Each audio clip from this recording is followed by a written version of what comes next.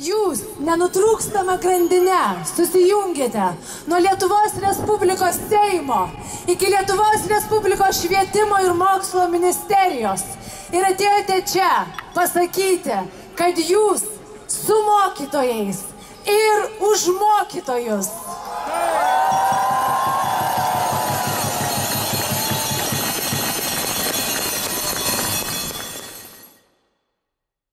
Jurgita Kiškienė. Mama, man turbūt svarbiausias, mokykloje profsąjungos pirmininkė, anglų kalbos mokytoja, aišku, draugė ir kolegė ir visa kita, Vilniaus miesto susivienimo pirmininkė. Tai vat su Vilniečiais tarsi turiu eiti į priekį, negana to dar pavaduotoja. Dabar va, pernai metais išrinko. Tai va, tai mokytoja esu ir labai tuo džiaugiuosi, mokytoja metodininkė. Kai atvažiavau, iš tikrųjų Vilnių buvo pirmas toks mano akibrokštas mokykloje, kaip man pasakė ir kai išgirdau, kad bus streikas. Čia dar tais metais, kai mes neprisijungėm, bet tiesiog supratau, kad jūs to nedarysit tamsta mokytoja, nes pas mus nestreikuojama Vilniui ir toj mokykloje. Man buvo toks ta prasme, kaip čia. Ką reiškia Lietuvoje, laisvoje, nes jūs negalit pasirinkti to, ką norit. Gal kolega nestreikuot, bet kodėl aš negaliu to daryti. Bet, kai išgirdom žodį etatinis, toks ir tie tokie labai neraminantis veiksmai jau buvo, bet bus kitaip negu buvo ir daug labai neaiškių dalykų. Ir, žinau, labai prieštaravo visi ir vasarą viskas yra daroma. Mokytojai negirdi, mokytojai nemato, mokytojai ateis į šoką ir tas toksai, ko nemato, ko negirdi, jau pradėjau labiau domėtis ir toks buvo žodis, sako, žinot, pas mus bandė kažkada kurti profsąjungą, nepavyko, tai žodžiu niekur čia, jeigu ir bandytumėt, nebus. Ir mūsų mokyklos direktorė tuometinė sako, žinot, dar vienas neblogas lyderis profsąjungos yra, nes mes tada aš buvau darbo tarybos pirmininkė. Tada suvokiau, kad nieko aš negaliu padaryti kaip darbo tarybos pirmininkė, bet profesinė sąjunga kažką gali daugiau. Tada sako, niekas nepavyko, nes čia labai stipriai viskas yra valdoma, čia yra Vilnius, tu čia taip ramiau. Bet kaip darbo tarybos pirmininkė pas direktorę būtent kabinete išgirdau faktą, kad viena galbūt normali profesinė sąjunga yra būtent Lietuvos švietimo darbuotojų profesinė sąjunga ir tas pirmininkas Andrius Navickas. Tokia yra Jurgitos istorijos pradžia. Su ja susitikome Lietuvos švietimo darbuotojų profesinės sąjungos būstinėje Vilniuje.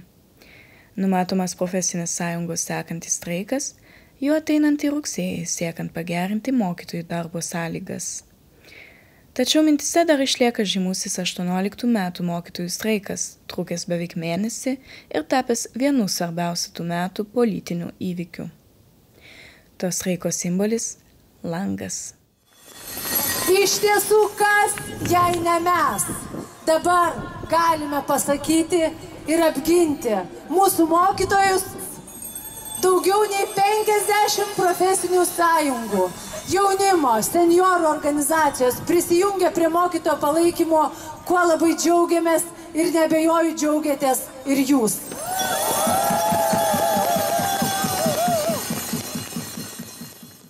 Aš vieną labai stipriai prisimenu naktį, ypatingai, kai buvo mitingas. Žinau, kad reikėjo išeiti į mitingą ir kažkaip tą ministeriją nepalikti tuo pačiu. Aš atsimenu, kad buvau atsivežusi ir žieminius batus, tada buvo žiauriai šalta, toks kažkaip, bet prieš tai buvo tokiais planais batais, planai apsirengusi, bet jau buvo labai stipriai atšalę. Bet buvo taip viskas greitai, kad aš nei tų batų apsimoviau šiltų, nei aš kažkokios striukės pasikeičiau. Aš išėjau taip, kaip aš tada buvau, toj salėj. Kažkokį užsidėjau tik tai spaltuką ploną ir žinau, kad atėjo iš mano mokyklos kolegos pakeisti mus, kad jeigu ką, kad kažkas būtų, kad nebūtų taip, kad nieko nėra, ten užrakino ir viskas. Ne, mes pasirūpinam, kad ten mus pakeistų, palikom savo kompiuterius, visą kitą ir mes trumpam išbėgom į tą mitingą.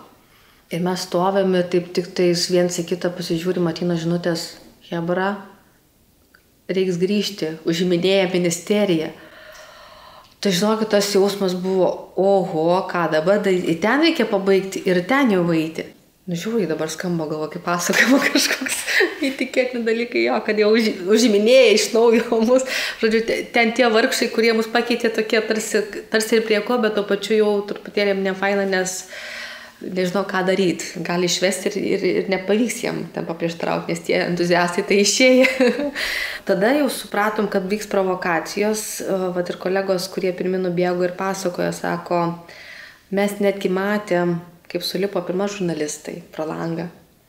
Tada kažkokia grupelė jau stovėjo pasiruošusi kažkokiom manipulacijom, provokacijom, netgi kalbėjo, kad kažką padarykit, kad jie susimautų kažkaip taip. Tai tas buvo toks žiūri nefainas jausmas, kad jau prieš mus buvo rengiama kažkoks, tai va toks va.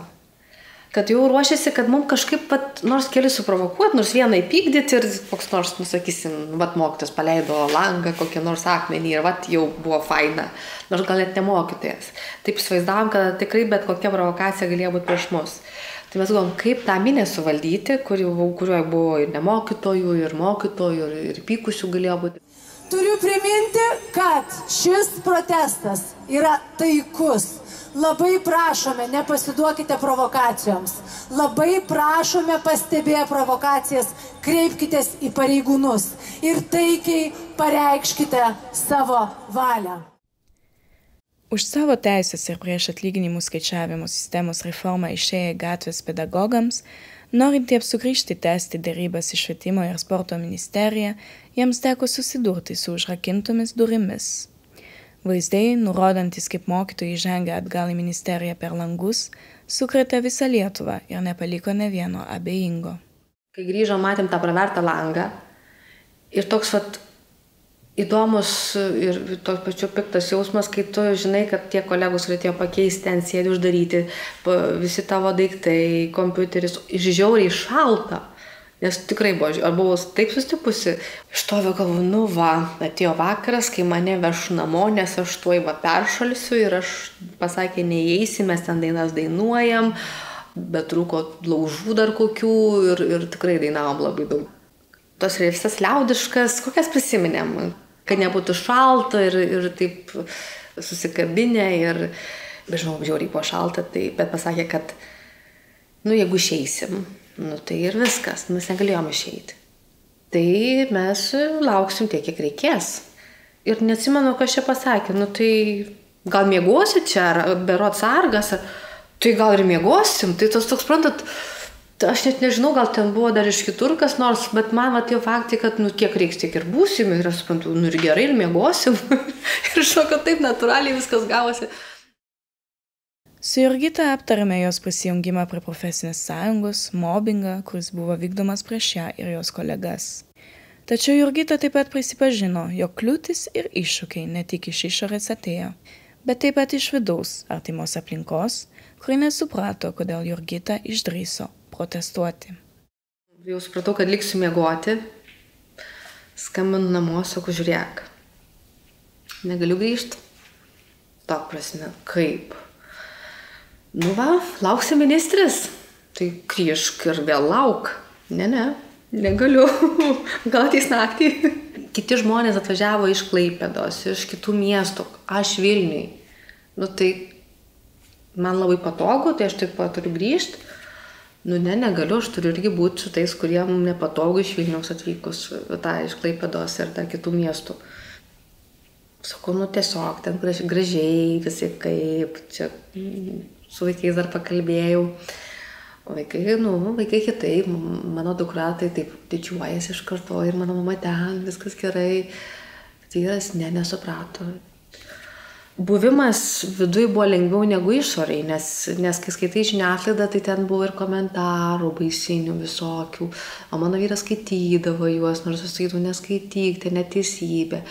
Tai visokius, ko jie čia siekia, čia jau nieko nepasieks ir vėl pinigų jie mažai ir toksai. O jeigu teks, jeigu nebesupranti savo žmogaus, tada, jeigu teks, kad ir skirtas, sakykime, tokios mintis dar buvo užplaukę, ką padarysi?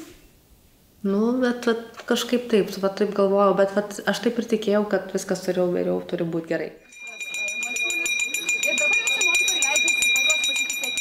Šis pasakojimas tai yra tik maža dalelė to, ką mes aptarėm su Jurgita.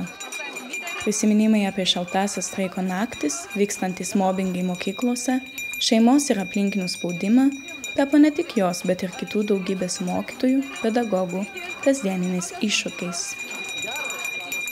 Simboliškai užvadinta protesto akcija "Paskutinis skambutis" iš tiesų žymėjo tik ilgos kovos pradžia, besitęsianti ir dabar.